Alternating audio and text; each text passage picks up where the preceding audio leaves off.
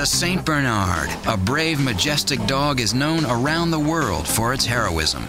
So what's up with all that drooling? And what about that kitschy whiskey barrel? Was that real or fiction? If you want a dog that's going to get you attention, get yourself a Saint Bernard.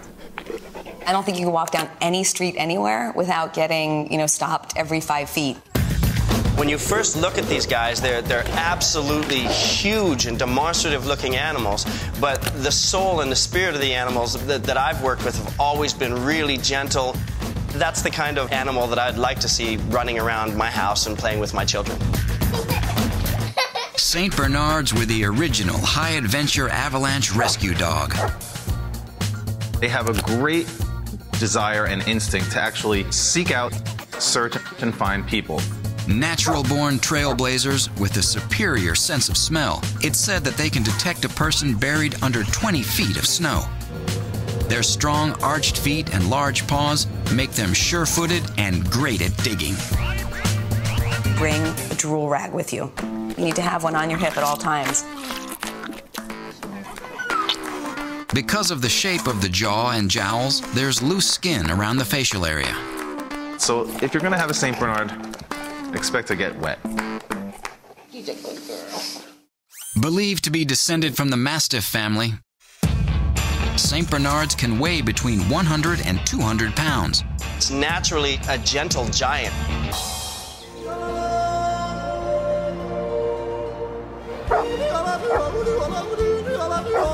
This heroic breed first found its calling high in the Swiss Alps, at a legendary hospice established as a safe haven for travelers crossing the treacherous mountain pass in winter. Founded in the 11th century by a monk named Bernard de Menthon, it wasn't until the 1700s that dogs were first used at the hospice.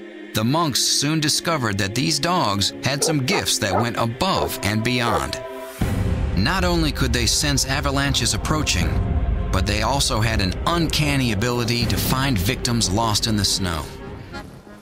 Over a span of 200 years, Saint Bernards have saved the lives of over 2,000 people. And although it's nice to imagine, and plenty of us have, Saint Bernards never did carry those cute barrels of brandy. Instead, they wore packs with food and water. After some pretty tough winters, the monks attempted to improve the warmth of the Saint Bernard coat by breeding them with the long-haired Newfoundland. But the new, fluffier Saint Bernards did not fare any better due to ice and snow clumping and weighing them down. While their Swiss cousins may seem miles apart from our American Saint Bernards, they're still the same bright breed with plenty of charm and cheer. Because they grow so fast, 100 different Saint Bernard puppies were used to make the movie Beethoven's Second.